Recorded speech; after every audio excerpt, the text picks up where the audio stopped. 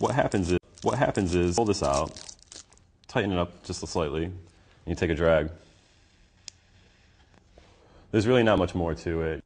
Actually, there is more to it. This isn't a Marlboro or Camel, it's an electronic cigarette. A marriage of technology and nicotine that, while controversial, has become a smoking trend.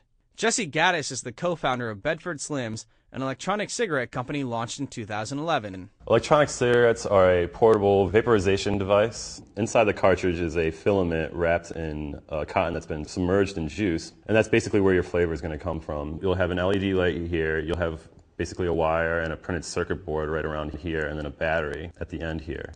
And basically that's all it needs to make a connection here with the cartridge. So when you take this pull, the wind or blowing actually is triggering the kind of effect that's going on here. And then vapor is the draw. That's right. It's not smoke, it's vapor, which means it can be used indoors and in places where regular cigarette smoking is banned. Instead of burning tobacco, e-cigarettes get their nicotine and flavor from a removable cartridge. For about $10, you get a reusable cigarette plus a couple cartridges, which can be replaced for under $5 each. With traditional cigarettes running up to $11 a pack, it's helped boost the market for electronic cigarettes.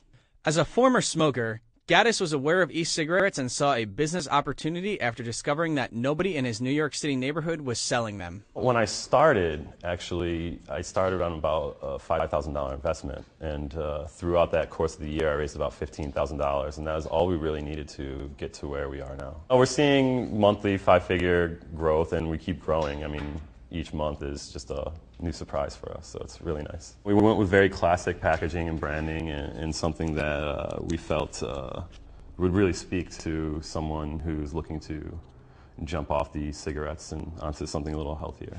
And that healthier claim is where the controversy comes in. The safety and efficacy of the devices has not been fully studied. Almost all electronic cigarettes sold in the US are manufactured in China. Routinely, e-cigarettes are not sold as smoking cessation aids, and because they are not marketed as such, a 2010 court decision said the FDA could not regulate e-cigarettes as a drug or drug delivery device. But because the nicotine inside the cartridges is derived from tobacco, the FDA can regulate them as a tobacco product. In April, the FDA is expected to announce new regulations regarding e-cigarettes, which Jesse Gaddis welcomes. I've always been kind of a proponent for stricter regulations in the e-cigarette world, just because it's still kind of new, and we don't know what regulations we should have totally. I mean, for example, teenagers can probably walk into a store and pick up a pack of these and start smoking them, and that's not really what they're intended for. For CNN Money, I'm Matt Stewart.